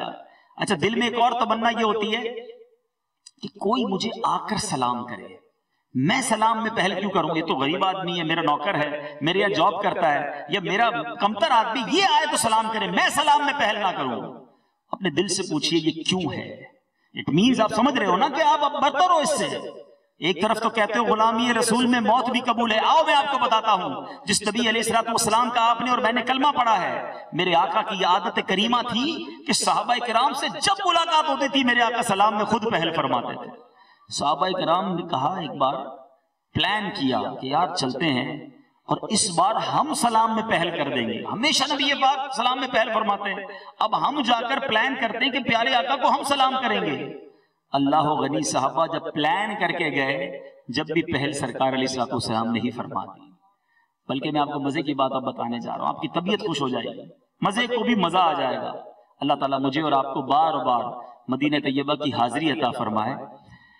علماء کہتے ہیں آج بھی جب کوئی عاشق رسول مدینے جاتا ہے, روضہ رسول پر حاضری دیتا ہے, اس سے پہلے کہ وہ سلام پیش کرے نبی پاک اپنی عادت کے مطابق غلام کو سلام پہلے فرما دیا کرتے ہیں. یار ایک طرف تو ہمارے آقا ایسے ہیں اور میں کہوں میں کیوں سلام کروں؟ ارے ایک سلام میں پہل کرنا یہ نبی پاک کو پسند ہے, یہ سنت مبارکہ ہے. اور سلام کو عام کرنا یہ تکبر ختم کرتا ہے, یہ علاج ہے تکبر کا. لیکن ہم تو اس میں آگے بڑھتے ہی نہیں. پھر جو بات ہے کہ برابر میں نہیں بٹھاتے. ٹھیک ہے, اب میں آپ کو ایک واقعہ سناتا ہوں. بنی اسرائیل کے ایک شخص بڑا عبادت گزار, اتنا عبادت گزار, اللہ کو اتنا پسند کہ وہ جدھر جاتا بادل کا ایک ٹکڑا جو اس پر سایہ کرتا تھا. اتنا نیک آدمی تھا. اور ایک اس زمانے میں بڑا گناہگار. دیکھو عاجزی اور تکبر کا بڑا زبردست کمپیریزن ہے اس واقعے میں. ایک بڑا گناہگار شخص, وہ گناہگار سوچتا ہے یار اتنے گناہ کر لیے, اتنی خطائیں کر لی, اللہ کو اتنا ناراض کر لیا, اب ایسا کرتے ہیں اللہ سے دوستی کرتے ہیں, اب توبہ کر لیتے ہیں. اس گناہگار نے سوچا کہ وہ جو نیک آدمی ہے نا جس کے ساتھ بادل چلتا ہے, میں جا کے اس کے برابر میں بیٹھ جاتا ہوں, پھر اللہ سے توبہ کروں گا, اس پر رحمتیں برستی ہیں, میرا بھی کچھ بیڑا پار ہو جائے گا. عاجزی تھی, انکساری تھی, شرمندگی تھی, توبہ تھی اس کے اندر. وہ آ کر بیٹھ گیا نیک آدمی کے برابر میں. اب سنیے گا ذرا, وہ نیک آدمی جس کے ساتھ بادل چلتا تھا اس پر شیطان نے یوں سمجھی حملہ کیا, اور وہ کہنے لگا, دل میں سوچنے لگا کہ یہ زمانے کا گناہگار میرے برابر میں کیا کر رہا ہے, میں نیکوکار, یہ گناہگار. اس تکبر میں آ کر اس گناہگار شخص سے کہا اٹھ جاؤ, کھڑے ہو جاؤ یہاں سے. اب ذرا غور کیجئے گا, ایک اس گناہگار کے دل میں کیا تھی, عاجزی تھی. اس نیکوکار کے دل میں کیا تھا, تکبر تھا. جب اس کو کھڑا کیا نا, کتابوں میں لکھا ہے جب یہ گناہگار کھڑا ہوا تو بادل کا ٹکڑا اس کے ساتھ جانے لگ گیا. اور اس زمانے کے نبی پر وحی بھیجی گئی کہ جا کر ان دونوں سے کہہ دو کہ آج کے بعد دونوں اپنے اعمال دوبارہ شروع کریں. گناہگار کی عاجزی کی وجہ سے گناہ معاف کر دیے گئے اور نیکوکار کے تکبر کی وجہ سے نیکیاں برباد کر دی گئی. اللہ کرے یہ بات دل میں اتر جائے کہ دانا خاک میں مل کر گلے گلزار ہوتا ہے. ہم ملے تو صحیح غریبوں سے, ہم مسکرا کر ملے تو صحیح. میں آپ کو مشورہ دیتا ہوں, آپ میں سے کئیوں کے ڈرائیورز ہوں گے, کئیوں کے خانسامہ ہوں گے, خادم ہوں گے, اسی طرح آفس میں امپلائیز ہوں گے. اگر یہ بھی نہیں ہے تو آپ مسجد تو جاتے ہو نا, مسجد میں خادم ہوں گے جو بیچارہ مسجد میں پوچھا لگا رہا ہوتا ہے, جھاڑو دے رہا ہوتا ہے. اس طرح کے جتنے لوگ ہیں نا, کبھی رک کر ہم ان کو سلام کرتے ہیں, کبھی ہم نے ان کی طبیعت پوچھی کہ آپ کی طبیعت کیسی ہے. اچھا ہمیں کسی نے بتا بھی دیا ہوگا نا تھوڑے عرصہ پہلے کہ میری ماں بیمار ہے, کبھی 10 دن بعد دوبارہ روک کر پوچھا تمہاری ماں کیسی ہے. کیوں؟ باقی ہو تو سارے دوستوں کو پوچھتے ہو, رشتہ داروں میں پوچھتے ہو, بزنس والا کوئی بتا دے تو 10 بار پوچھتے ہو, یار وہ آپ نے بتایا تھا امی بیمار ہے اب کیسی ہے. اس کی ماں ہے, اس غریب کی ماں نہیں ہے. میں آپ کو مشورہ دیتا ہوں, ایک بار یہ پریکٹس کر کے دیکھ لینا کہ کبھی اپنے ڈرائیور, اپنے امپلائی, اپنے مسجد کے خادم کو روک کر اس کو سینے لگانا اور پوچھنا بتاؤ تمہاری طبیعت کیسی ہے. کوئی مشکل تو نہیں ہے. اس کی آنکھوں میں آپ آنسو دیکھیں گے کیونکہ شاید بہت عرصے سے اس کو کسی نے سینے نہیں لگایا ہوگا, اس سے اس پیار سے کسی نے بات نہیں کی ہوگی. میٹھے اسلامی بھائیوں, مجھے اور آپ کو اللہ نے عزت دی ہے. اگر مال دیا ہے, شہرت دی ہے, عزت دی ہے تو رب نے دی ہے. ارے اس لیے تھوڑی دی تھی کہ ہم دوسرے لوگوں کو بھول جائیں اور تکبر میں مبتلا ہو جائیں. یاد رکھیے اللہ متکبرین کو پسند نہیں فرماتا, وہ عاجزی کرنے والوں کو نوازتا ہے اور ان کی عزتوں کو بلند کرتا ہے. اپنے اندر ہمبلنس اور پولائٹنس پیدا کیجئے. آج چھوٹی چھوٹی غلطیوں پر ملازمین کو لوگ گالیاں دیتے ہیں, ہاتھ اٹھا لیتے ہیں, ذلیل کر دیتے ہیں. ہم سمجھتے ہیں وہ بیچارہ کچھ نہیں کر سکتا. ٹھیک ہے وہ غریب ہے, کچھ نہیں کر سکتا, مگر دل وہ بھی رکھتا ہے. بارگاہ الہی میں اگر وہ کل قیامت کے دن کھڑا ہو گیا تو مظلوم کا ہاتھ ہوگا, ظالم کا گریبان ہوگا. اس دن ہماری یہ اسٹیٹس, یہ مرتبہ, یہ روپیہ پیسہ کام نہیں آئے گا. آج لوگوں کے دل جیتنا سیکھ لیجئے. اصل پرابلم پتہ ہے کیا ہے, ہم سمجھتے ہیں یار میری بڑی عزت کرتے ہیں میرے ملازمین, ہمیشہ یاد رکھیں عزت نہیں ہوتی، ایک ہوتا ہے خوف اور ایک ہوتا ہے دل سے عزت۔ ہمارے سامنے ملازمین کھڑے کیوں رہتے ہیں؟ جی جناب، سر، حاضر سر، لبیک، کیونکہ ان کو خوف ہوتا ہے کہ نوکری سے نکل جائیں گے۔ عزت یہ ہے کہ آپ ان کے سامنے نہ ہو نا، پھر بھی وہ دل سے آپ کے لیے دعا کرتے ہو۔ پوچھ لیجئے ان لوگوں کے ملازمین سے جو تکبر والے ہیں، ان کے ملازمین ان کے جانے کے بعد ہی ان کو گالیاں دینا شروع ہو جاتے ہیں، سامنے بڑے ادب سے رہتے ہیں، کیونکہ دل سے عزت نہیں ہے نا۔ آپ جسموں پر حکومت کرنا چاہتے ہیں یا دلوں پر حکومت کرنا چاہتے ہیں؟ آج جسموں پر ہم کانکر کر کے سمجھتے ہیں کہ میری بڑی عزت ہے، وہ عزت نہیں ہے، وہ خوف ہے۔ اگر آپ دل جیتنا شروع کر دیں تو آج دنیا میں بھی لوگ آپ کو دعائیں دیں گے، ہم دنیا سے چلے بھی گئے تو لوگ ہمیں دعاؤں میں یاد رکھیں گے۔ میں نے جس طرح شروع میں کہا نا غریبوں کے یہاں نہیں جاتے، آپ میرا مشورہ مان لیجئے، کسی امیر آدمی کے یہاں نہ بھی پہنچ سکے نا تو کوئی نوٹس کرنے والے نہیں، ادھر بہت سارے لوگ پہنچ گئے ہیں، لیکن آپ کسی ملازم کے یہاں اپنے کسی غریب رشتہ دار کی بات چلی ہے، اللہ اللہ، کبھی کبھی سنتے تو رونگٹے کھڑے ہو جاتے ہیں کہ لوگ جب بڑا پیسہ آ جائے، بڑا مرتبہ آ جائے نا، اور ایک رشتہ دار خاندان میں بڑا غریب ہو تو اس کا تعارف کرواتے ہوئے شرماتے ہیں کہ یہ میرا رشتہ دار ہے۔ توبہ توبہ توبہ، آج تمہیں اللہ نے مقام دے دیا تو تم نے رشتہ داری بھی بھول گئے کہ یار کیا کہوں گا، میرا اتنا غریب رشتہ دار ہے، لیاری یا کورنگی یا اورنگی میں رہنے والا میرا رشتہ دار ہے۔ ارے کیوں نہیں ہو سکتا؟ میرے آقا علیہ الصلوۃ والسلام بلال حبشی جن کے پاس پہننے کو پورے کپڑے نہیں ہوتے تھے، انہیں کعبے کی چھت پر کھڑا کر کے کہتے ہیں بلال اذان دو، یہ اسلام ہے۔ حضرت عمر رضی اللہ تعالیٰ عنہ جو زمانے کے امام ہیں، حضرت بلال جب سامنے آتے سیدنا بلال کہہ کے انہیں پکارا کرتے، یہ اسلام ہے۔ ارے اسلام غربت اور امیری کا فرق مٹاتا ہے۔ ہم کیوں یہ دیواریں کھڑی کر کے بیٹھ گئے کہ میں اس کو اپنا رشتہ دار نہیں کہہ سکتا، اس کو اپنا بھائی نہیں کہہ سکتا، اس کو اپنے برابر میں نہیں بٹھا سکتا؟ یہ اسلام کی تعلیمات نہیں ہے۔ میرے میٹھے اسلامی بھائیوں، اگر نبی پاک کے سچے غلام ہو تو پیارے آقا کے دیگر غلاموں سے محبت کرنا شروع کرو، انہیں پیار دینا شروع کرو۔ تو میں آپ کو مشورہ دے رہا تھا کہ اگر آپ کا کوئی غریب رشتہ دار، آپ کا کوئی امپلائی، آپ کا کوئی کام کرنے والا اگر آپ کو کبھی اپنے گھر بلاتا ہے، اس کے بھائی اس کی بہن کی شادی ہے، میں سچ کہتا ہوں آپ اس کے گھر چلے جاؤ۔ ٹھیک ہے کھانا آپ کی پسند کا نہیں ہوگا، آپ کے سٹینڈرڈ کا نہیں ہوگا، شاید منرل واٹر بھی وہاں نہیں ہوگا، لیکن یاد رکھنا آپ کا اس کے گھر جانا اسے زندگی بھر یاد رہے گا۔ وہ زندگی بھر دعا دے گا کہ میرا سیٹ، میرا باس، میرا نگران، میرا ذمہ دار میرے گھر پر آ کر کھانا کھا کر گیا تھا۔ اپنے دوستوں کو بتائے گا کہ جب وہ آئے تھے نا تو اس والے سوفے پر بیٹھے تھے، ارے جو اتنی محبت سے بلائے، ساری زندگی یاد رکھے، تم اس کے گھر نہیں جاتے اور اس کے پاس جاتے ہو جس کا تمہارا جانا نہ جانا کوئی اہمیت کا حامل نہیں ہے۔ اے میرے میٹھے اسلامی بھائیوں، یہ ہے عاجزی، یہ ہے انکساری۔ خدا را اپنے آپ کو تکبر سے دور کیجئے۔ بہت ساری مثالیں ہیں، بہت ساری ایگزامپلز ہیں جس کے ذریعے ہم اپنے آپ کو چیک کر سکتے ہیں کہ کہیں ہمارے اندر تکبر تو نہیں ہے۔ اچھا، اب اپنے بیان میں اب تکبر کی کچھ نشانیاں بتائیں، اب میں تکبر کے ریزن بتاتا ہوں۔ ہم پتہ کیا سمجھتے ہیں کہ پیسے والا ہی تکبر کرتا ہے، ٹھیک ہے، مال بھی تکبر لاتا ہے، لیکن there is no only one reason for proud۔ ایک ہی ریزن نہیں ہے، ایک ہی سبب نہیں ہے تکبر کا۔ علماء لکھتے ہیں تکبر کے 8 اسباب ہیں، اور ان میں سب سے پہلا سبب جو لکھا گیا نا وہ لکھا گیا علم۔ ارے علم بھی تکبر لاتا۔ ابھی تو علم کی بات ہو رہی تھی کہ علم ہوگا تو آدمی جو ہے اس کی نالج بڑھ جائے گی، اور نالج بڑھے گی تو فرشتوں سے بھی آگے بڑھا اور فرشتوں کو سجدہ کروایا گیا، لیکن علم کب تکبر لاتا ہے؟ اب مثال کے طور پہ آپ میں سے کوئی ایسے ہوں گے جو قرآن پڑھتے ہوں گے، تفسیر بھی پڑھتے ہوں گے، کچھ تھوڑا بہت کتابیں بھی پڑھی ہوں گی، حدیث بھی پڑھی ہوں گی، یا آج بیان ہی سن لیا، اب دوست کو جا کے کہیں گے ہاں بھائی بتاؤ تکبر کی تعریف کیا ہے؟ تمہیں پتہ ہے حضرت آدم علیہ السلام کیسے بنے تھے، حضرت حوا کیسے پیدا ہوئی؟ کچھ پتہ ہی نہیں پتا تم کو؟ کتنی زبانیں یاد تھی حضرت آدم علیہ السلام کو، تمہیں تو آتا جاتا ہی کچھ نہیں ہے۔ تو یہی تو تکبر ہے کہ علم سیکھ کر دوسروں پر روب جمانا۔ علم اس لیے نہیں سیکھا جاتا کہ دوسروں کو حقیر سمجھا جائے۔ ایک حدیث پاک سن کر سمجھ جائیے اس بات کو۔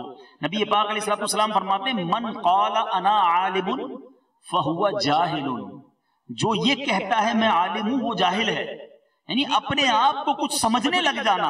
علم سیکھیے، ضرور سیکھیے، مگر علم جتنا آتا جائے، آپ نے دیکھا ہوگا جتنے درخت کے فروٹ لگتے جاتے ہیں درخت جھکتا جاتا ہے۔ اگر آپ کے اندر واقعی عبادت کے، علم کے، اللہ کی رضا کے فروٹ لگ رہے ہیں نا تو آپ جھکتے جائیے اور ہمبل، جتنا عالم ہو اتنا ہمبل ہو، اتنا ڈاؤن ٹو ارتھ ہو، اتنا لوگوں کے لیے نرم ہو جائے، تو علم بھی تکبر لاتا ہے۔ دوسرا ریزن جو علماء نے لکھا، عبادت۔ اب آپ کہیں گے عبادت سے تکبر آتا ہے؟ جی ہاں، عبادت سے تکبر کیسے آتا ہے؟ ایک بار ایک بزرگ، غالباً حضرت سیدنا سری سکتی رحمۃ اللہ تعالی علیہ کا واقعہ ہے، آپ اپنے بیٹے کے ساتھ سفر پر جا رہے تھے، راستے میں پورا قافلہ تھا، سرائے خانہ تھا، مسافر خانہ تھا، وہاں رک گئے۔ جب وہاں رکے तो तहज्जुद का वक्त हुआ, दोनों बाप बेटे उठे और तहज्जुद पढ़ी। बड़ा अच्छा काम है तहज्जुद पढ़ना, तो ठीक है ना। तहज्जुद पढ़ने के बाद बेटा क्या कहता है, कहता अब्बा जान ये सारे लोग कैसे हैं, कोई भी तहज्जुद के लिए नहीं उठा। वालिद साहब ने बड़ी पते की बात की, कहा बेटा तू भी ना उठता तो अच्छा ही था, तू भी सोया रहता तो अच्छा था। समझे बात? तहज्जुद पढ़ के तुम्हें ये लगा कि सारे सोए हुए हैं, मैंने तहज्जुद पढ़ ली, मैंने, तो तू ना उठता ना वही ठीक था। तो तहज्जुद आप भी पढ़े मगर गिनवाए ना। अरे भाई जो तहज्जुद गुजारे उसको तो पेट में दर्द शुरू हो जाता है कि तहज्जुद तो अकेले में पढ़ी थी, अब बताऊं कैसे, बताना तो जरूरी है ना, तहज्जुद पढ़ी है मां बदौलत ने। तो बार बार कहेगा यार बहुत थका हुआ हूं। अच्छा भाई क्यों थके? वो सुबह तहज्जुद से उठ जाता हूं, माशाल्लाह रोजाना तहज्जुद की आदत है। अच्छा सामने वाला कहे माशाल्लाह हाजी साहब आए तहज्जुद भी पढ़ो था, बस तो अपने को मिल गई अपनी फीस ना। ओहो अपनी तहज्जुद पहुंच गई सामने वाले के पास। तौबा तौबा तौबा, इस बंदे को सुनाने के लिए तहज्जुद पढ़ी थी या अल्लाह के लिए पढ़ी थी? मैं एक चोट करने के लिए एक एग्जाम देता हूं आपको, इतने सारे भाई बैठे हो, जरा एक बात अकेले में सोचना, अभी सोच लेना या बाद में सोच लेना कि यार मेरे पास ऐसी कितनी नेकियां हैं जो मैं जानता हूं और मेरा रब जानता है और कोई नहीं जानता। चेक कीजिएगा, शायद जवाब अच्छा नहीं आएगा। हमने जो किया ना वो लोगों को बताया, छुप छुप कर किया फिर भी बताया, किसी ना किसी बहाने से बताया कि मां बदौलत ये भी नेकी करते हैं। क्यों बताना है यार? अल्लाह के लिए किए तो अल्लाह से अजर मांगो। हमारे असलाफ में आपको बीबी आयशा सिद्दीका रज़ियल्लाहु ताला अन्हा और हजरत उम्मे सलमा रज़ियल्लाहु ताला अन्हा का एक अंदाज बताऊं, सुभान अल्लाह। आपका अंदाज ये होता था कि जब आप किसी फकीर को, किसी गरीब को मदद करती ना तो उससे दुआ का भी नहीं कहती थी, क्योंकि कहीं ऐसा ना हो जाए कि मैं सदका दूं और ये इसके बदले में कहूं मुझे दुआ दे दो, तो ये इसका बदला ना हो जाए। बल्कि आप अपने खादिम को जब पैसे देती ना तो कहती जाकर फकीर को दे आना, और अगर वो कोई दुआ देना तो वो दुआ नोट करके आना। खादिम आके बताता, मिसाल दे रहा हूं कि बीबी उन्होंने आपको ये 4 किस्म की दुआएं दी हैं, तो बीबी आयशा हाथ उठाती रज़ियल्लाहु ताला अन्हा और अल्लाह की बारगाह में उस फकीर के लिए वो 4 दुआएं करती और कहती दुआ का बदला दुआ हो जाए, सदके का सवाब रब से लेंगे। आज हमारा हाल क्या है, पैसे देके बोलते हैं देखो भाई खास वाली दुआ करना, स्पेशल वाली। 5000 दिए ना, इमाम साहब को 10,000 रुपए मस्जिद के लिए दे दे तो पर्ची भी साथ जाती। हाजी साहब ने पंखे लगाए मस्जिद में, तमाम नमाजी खास दुआ करें। खुद पूछो क्यों ये दुआ करवानी है? सारी मस्जिद को पता चले मैंने पंखे लगाए? ऐसा न करें, ऐसा तो नहीं अपने अमाल जाया कर दें। हम किसी को उम्रे पर भेज दें, सखावत के दरिया बहाकर किसी को हज पे भेज दें, तो फिर क्या तमन्ना होती हर चक्कर में मेरे लिए दुआ करना है, भूलना नहीं मेरे को अरफात में भी।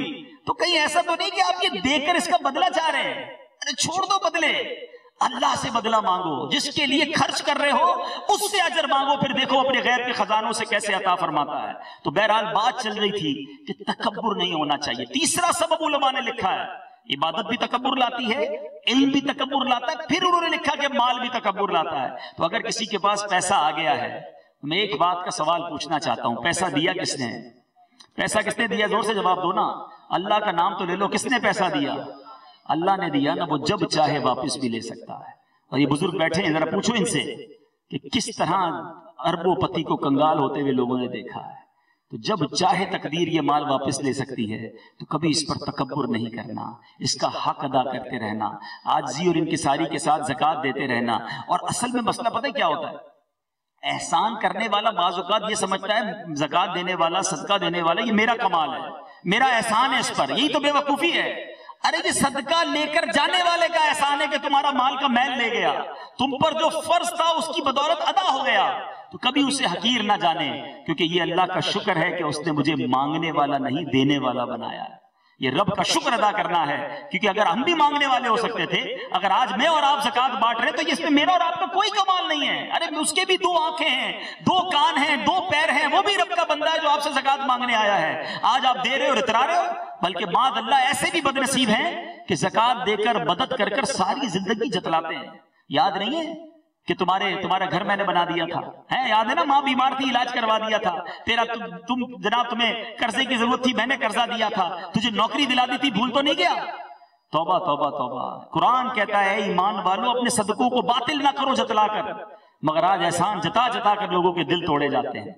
सदका दीजिए, खैरात कीजिए, मदद कीजिए, मगर लोगों से अजर तलब ना कीजिए, कभी किसी को ना जताइए। तो बहरहाल मेरे पीछे इस्लामी भाइयों और भी बहुत सारे असबाब उन्होंने लिखे। हुस्न, کسی کا چہرہ خوبصورت ہو وہ پراؤڈ کرنے لگ جاتا ہے، اس کو لگتا ہے اس کا رنگ ہی سانولا ہے، سامنے والا تو چھوٹے قد کا ہے، وہ تو اس کا پیر بھی لنگڑا ہے، اس کو تو بولنے صحیح نہیں آتا، تو تلاتا ہے، اس کی تو آواز ہی صاف نہیں ہے، اس کی تو آواز اتنی موٹی ہے، مجھے اللہ نے اتنی اچھی آواز دی ہے۔ توبہ توبہ توبہ، ارے اللہ نے تمہیں نعمت دی، تم اترانے لگ گئے۔ اگر آج اس کو کالا بنایا، چھوٹا بنایا، موٹا بنایا رب نے بنایا، اور تم اس کو حقیر سمجھنے لگ گئے، ارے جو نعمتیں تمہارے پاس ہے اس کا شکر ادا کر کے اس کو احساس نہ ہونے دو، کہیں ایسا نہ ہو تم سے بھی یہ نعمتیں چھن جائیں۔ بڑے بڑے خوبصورت، بڑے بڑے طاقتور، جب بری بیماری لگتی ہے، بڑی بیماری لگتی ہے، ہاسپٹل کے اندر جا کر ایسے ہو جاتے ہیں کہ دیکھا نہیں جاتا کہ یہ وہی خوبصورت شخص تھا جس کا یہ حال ہو گیا، تو کبھی تکبر نہ کریں۔ اللہ تبارک و تعالیٰ قرآن میں فرماتا ہے لَإِن شَكَرْتُمْ لَأَزِيدَنَّكُمْ، تم میرا شکر ادا کرو میں تمہیں اور عطا کروں گا۔ شکر ادا کرتے رہیں، اللہ اور دے گا۔ ناشکری کرو گے، تکبر کرو گے، یہ نعمتیں چھن جائیں گی۔ آخری بات کر کے اپنی گفتگو کو اختتام کی طرف لاتا ہوں۔ حضرت حسن بصری رحمت اللہ تعالی علیہ کمال بات فرماتے ہیں، فرماتے ہیں بندہ جب تک نعمت کا شکر ادا کرتا ہے نا، اللہ تعالیٰ اس کی نعمتوں میں اضافہ فرماتا رہتا ہے، اور جب ناشکری کرتا ہے اسی نعمت کو اس کے لیے عذاب بنا دیتا ہے۔ ابھی بڑی عجیب بات ہے کہ نعمت عذاب کیسے بن جاتی ہے۔ تھوڑی اگزامپل دیتا ہوں آپ کو۔ مثال کے طور پہ جس کے پاس مال نہیں ہے، غریب آدمی دعا کرتا رہتا ہے یا اللہ مال چاہیے، برکت دے دے، برکت آ گئی، نعمتیں مل گئی۔ اب اگر اس نے شکر ادا نہیں کیا اور اسی مال کو اس کی نافرمانی میں استعمال کیا، تو ہم نے ایسے بھی مالدار دیکھے ہیں جو مال کی وجہ سے پریشان ہیں، ان کو ٹینشن اغوا نہ ہو جائے، ان کو نیند ہی نہیں آتی، ان کو عجیب عجیب فون آ رہے ہوتے ہیں، وہی مال ان کے لیے ٹینشن بن گیا ہوتا ہے۔ بعض اوقات لوگ قرضہ کھا جاتے ہیں، پیسے کھا جاتے ہیں، مال ڈوب جاتا ہے، بڑے نقصان، بیمار ہو گئے۔ ایسے ایسے مالدار ہیں جو ایک نوالا اپنے منہ میں نہیں ڈال سکتے۔ آج میں دنیا میں آپ کو مثال دیتا ہوں، آپ کو کوئی 50,000 روپے کا تحفہ دے دے، 1,00,000 روپے کا گفٹ دے دے، کتنے خوش ہو گیا، اور ساری زندگی اس کو اچھی نظروں سے دیکھو گے، یہ چاہو گے کہ یار یہ بندہ ناراض نہیں ہونا چاہیے کیونکہ اس نے مجھے بڑا اچھا گفٹ دیا تھا، موقع پہ مدد کی تھی۔ میں آپ سے پوچھتا ہوں آج دنیا میں کوئی تحفہ دے تو وہ ناراض نہ ہو، اس بات کا خیال ہے اللہ نے ہمیں کیا کیا دیا ہے؟ کبھی سوچا ہے؟ کتنی نعمتیں، آنکھیں دی، ناک دیے، ہاتھ دیے، کان دیے، زبان دی، پیر دیے، پیسہ دیا، عزت دی، ماں باپ دیے، بچے دیے، گھر دیا، اتنی نعمتیں دی، کبھی یہ نہیں سوچتے وہ ناراض نہ ہو جائے؟ دنیا میں کوئی ایک فیور کرے وہ ناراض نہیں ہونا چاہیے۔ ارے اب اتنے عجیب لوگ ہیں، اللہ جتنی نعمتیں بڑھاتا ہے نا، بندہ غریب ہوتا ہے گناہ بھی کم ہوتے ہیں، جیسے ہی نعمت بڑھتی پرپرزے نکلنا شروع ہو جاتے ہیں۔ جتنا اللہ عطا فرماتا جاتا ہے اتنی وہ نافرمانی بڑھاتا چلا جاتا ہے۔ کتنی بے وقوفی بات ہے کہ ادھر سے عطائیں بڑھ رہی ہیں، تمہاری خطائیں بڑھ رہی ہیں۔ ہونا تو یہ چاہیے کہ ادھر عطائیں بڑھتی، ادھر میرے سجدے بڑھتے، وہ عطائیں بڑھاتا، میں اور خیرات کرتا اور شکر کرتا۔ شادی کوئی دیکھ لیجئے، جس کے گھر میں شادی ہوتی ہے، بچے کی شادی ہے، بھائی کی شادی ہے، بیٹے کی شادی ہے، بتائیے کتنے ارمان ہوتا ہے گھر میں شادی ہو، کتنی بڑی نعمت ہے۔ لیکن جیسے ہی شادی کی نعمت آتی ہے، بتاؤ ہم کون سا ایسا کام ہے جو اللہ کی ناراضگی والا نہیں کرتے؟ یعنی اللہ نے نعمت دی، اللہ نے رشتہ بھجوایا، اپنے کرم سے شادی ہونے لگی، خوشی آ رہی ہے، اور ہم چلے اللہ کو ناراض کر رہے ہیں۔ ہر وہ کام ہوتا ہے جو اللہ کی ناراضگی والا ہوتا ہے۔ اچھا خاصا 5 وقت کا نمازی داڑھی والا بھی ہوتا ہے نا، اس کو کہتے ہیں یار حاجی صاحب آپ کے گھر میں یہ کیا ہو رہا ہے؟ تو ہنس کے کہتا ہے یار کیا کرے، بچے کی خوشی ہے، کرنا پڑتا ہے۔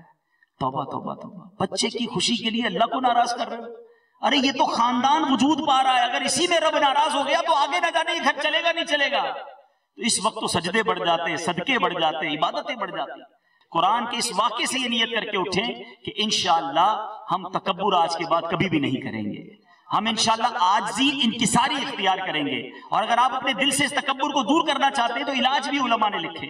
پہلا علاج یہ کہ دعا کریں، سب اللہ سے سچے دل سے دعا کریں کہ یا اللہ میرے دل سے تکبر کو دور کر دے، میرے دل کو اس بری عادت سے میری جان چھڑا دے، مجھے عاجزی کا پیکر بنا دے، اللہ سے مانگو۔ پھر دوسری بات، سلام کیجیے، جس کو جانتے ہیں اس کو بھی سلام کیجیے، جس کو نہیں جانتے اس کو بھی سلام کریں، آگے بڑھ کے سلام کریں، ہاتھ ملائیں، بالکل ہاتھ ملائیں، نہیں جانتے پھر بھی ہاتھ ملائیں، غریب آدمی اس کو بھی ہاتھ ملائیں، بلکہ کوئی معذور مل جائے نا، میں آپ کو ایک مشورہ دیتا ہوں، میں نے پریکٹس کیا ہے اس لیے بول رہا ہوں، جب دیکھو نا کسی کے کپڑے بہت میلے سے ہیں یا معذور سا ہے یا ایسا ہے کہ آپ کا جی نہیں چاہ رہا، کبھی ہوتا ہے انسان کو یار یہ آ رہا ہے ملنے اور جی نہیں چاہ رہا، اس کو سینے لگا دو، او ہو آپ کا جو اندر سب کچھ ہے نا، سب کلف ولف سب اتر جائے گا، کہ آپ کو لگے گا کہ یار اب ٹھیک کیا میں نے، لڑو اپنے نفس سے، اس کو گلے ہی لگا دو اور جو آپ کو پورے کئی دعوت میں جائیں اور آپ کو لگتا ہے یہ غریب آدمی اکیلا بیٹھ کے کھا رہا ہے، اس کے ساتھ جا کے کھانا کھا لو. نبی پاک علیہ الصلوۃ والسلام غلاموں کے ساتھ کھاتے تھے.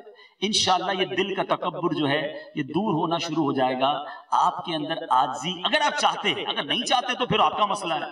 اگر آپ چاہتے ہیں کہ میں نبی پاک کی سنت پر عمل کروں اور اللہ کے محبوبین میں شامل ہو جاؤں اور عاجزی انکساری کا پیکر بنوں، تو توجہ دے کر اپنے جو نوکر ہیں، اپنے یہاں جو آپ کے یہاں کام کرتے ہیں، مسجد کے خادمین ہیں، ان سے محبت سے ملے. ایون پولیس والے جو روڈ پر یہ ٹریفک پولیس والے ہوتے ہیں، ان میں سارے برے لوگ نہیں ہوتے. ہم نے تو پولیس کا نام سوچ کے سمجھ لیا سارے جناب بے ایمان آدمی. ایسا نہیں ہوتا. ہم اصل میں جو نفرت کی دیوار ہماری طرف سے نا، اس لیے یہ بھی دوریاں پیدا کرتی ہے. ہماری طرف سے بھی تو انہیں محبت نہیں ملتی نا. ایک بار عید کا دن آنے والا، عید کا دن تھا، میں نے ایک ویڈیو کلپ دیکھا. ایک پولیس والا تھا، اس کی بچی بیمار تھی. اس نے بتایا میری بیٹی آج بیمار تھی اور عید کے دن مجھے کہا گیا کہ عید کی نماز کی آپ نے سیکیورٹی کر لی ہے. اب بیمار بیٹی تھی، چھوڑ کر، حکومت کا آرڈر تھا، میں آ گیا. عید کی نماز پوری ہو گئی، میں گیٹ پہ کھڑا رہا. نماز کے بعد جتنے نمازی تھے سب نے ایک دوسرے سے عید ملی. کسی نمازی نے مجھے عید مبارک نہیں کہا. یہ کہہ کر وہ رو پڑا کہ کیا میں مسلمان نہیں ہوں؟ مجھے کسی نے عید مبارک نہیں کہا. یہ ہم بھی تو ڈفرنس طے کر رہے ہیں نا، ہم بھی تو ان لوگوں سے نہیں ملتے. تو اس بار ٹرینڈ کو چینج کیجیے. آپ ملنا شروع کریں. آپ کو حقیقی خوشی حاصل نہ ہو تو مجھے بتائیے گا. آپ ان غریبوں سے ملیں، انہیں تحفہ دیں، انہیں قریب بٹھائیں، ان کی خیر خواہی کرو. پھر دیکھو آپ کے دل میں انشاءاللہ. اچھا پھر ان کی جو دعائیں ہیں نا، اللہ اللہ اللہ، جب غریب ہاتھ اٹھا کر دل کی گہرائیوں سے دعا کرے گا، نہ جانے آپ کی کتنی بیماریاں دور ہو جائیں گی. ان کے گھر میں کوئی بیمار ہے، اس بیمار کو دیکھنے پہنچ جاؤ. انشاءاللہ یہ دل سے دعائیں دیں گے اور آپ کی بہت ساری مصیبتیں حل ہو جائیں گی. اللہ کریم مجھے بھی اور آپ کو بھی عاجزی کا پیکر بنائے. اور شروع میں جو میں نے بات کی تھی کہ قرآن سے سچی محبت کریں، یہ قرآنی واقعہ تھا جس سے دیکھیں کتنی باتیں نکلی. ایک بڑی پیاری کتاب ہے جنتی زیور، اس میں قرآن پاک کی چند سورتوں کے فضائل لکھے ہیں کہ سورہ فاتحہ 100 مرتبہ پڑھ کر جو دعا مانگی جائے وہ قبول ہوتی ہے. تو کبھی کوئی خاص دعا ہو 100 بار سورہ فاتحہ پڑھ کر مانگے، انشاءاللہ کرم ہوگا. پھر لکھا سورہ بقرہ، اس کی تلاوت کرنے سے شیطان گھر سے بھاگ جاتا ہے. آیت الکرسی پڑھنے سے محتاجی دور ہوتی ہے. سورۃ الکہف کو ہمیشہ پڑھنے والا دجال کے فتنوں سے محفوظ رہے گا. والدین کی قبر پر ماشاءاللہ بالکل جانا چاہیے جن کے والدین دنیا میں نہیں ہیں، اور جمعے کے دن خاص طور پر جائیں. والدین کی قبر پر ہر جمعہ سورہ یاسین کی تلاوت کرنے سے اس کے حروف کی تعداد کے برابر ان کے گناہ بخش دیے جائیں گے. اچھا پھر سورہ دخان پڑھنے سے مشکل دور ہوتی ہے. جس شخص کا آخری وقت ہو، سکرات کا عالم ہو، سورہ جاسیہ پڑھ کر، الجاسیہ پڑھ کر دم کرنے سے انشاءاللہ اس کا خاتمہ بالخیر ہوگا. سورہ حجرات، یہ اس کا پڑھنا اور دم کر کے پینا گھر میں خیر و برکت کے لیے مفید ہے. اگر کوئی ایسے میرے بھائی ہیں جو کھیتی باڑی ہے، کے باغات وغیرہ ہیں، تو غور سے سنیں کہ سورہ قاف پڑھنے سے باغ میں پھلوں میں کثرت ہوتی ہے. سورہ رحمان، سبحان اللہ، قرآن پاک کی دلہن کہا گیا، 11 بار پڑھنے سے تمام مقاصد پورے ہوتے ہیں. سورہ واقعہ کو جو شخص روزانہ پڑھے گا اس کو کبھی فاقہ نہ ہوگا. سورہ ملک کو ہر رات میں پڑھنے والے کو انشاءاللہ اس کی برکت سے عذاب قبر سے وہ محفوظ رہے گا. سورہ مزمل کو 11 بار پڑھنے سے ہر مشکل آسان ہو جاتی ہے. اگر ایسے بچے مجھے سن رہے ہیں یا آپ جانتے ہیں ایسے بچوں کو یا قرآن یاد کر رہے ہیں تو یہ ضرور انہیں بتائیے گا کہ سورہ مدثر کو پڑھ کر قرآن حفظ کرنے کی دعا کی جائے تو قرآن کریم کا یاد کرنا آسان ہو جاتا ہے. سورہ اخلاص یہ تہائی قرآن کے برابر ہے، 1/3 قرآن کے برابر ہے. اگر 3 بار اس کو پڑھ لیا جائے تو یہ پورے قرآن کا ثواب. سورہ کافرون یہ 1/4 قرآن کے برابر ہے، 1/4 قرآن کے برابر ہے. 4 بار اس کو پڑھ لیں تو 1 قرآن پاک کا ایسے ثواب مل جاتا ہے. اسی طرح ایک خاص وظیفہ علماء نے لکھا کہ قرآن میں 14 آیتیں ہیں، سجدے کی 14 آیتیں. تو ان 14 آیتوں کو کوئی تلاوت کرے ایک ہی باری میں اور 14 سجدے کرے، مقروء وقت نہ ہو، سجدے کرنے کی اجازت والا وقت ہو، اس کے بعد جو دعا مانگے اللہ تعالیٰ اس دعا کو قبول فرماتا ہے. تو یہ خاص وظیفہ ہے. اچھا اس 14 آیت سجدہ کو آپ کہاں تلاش کریں گے؟ پورا قرآن ڈھونڈنا پڑے گا.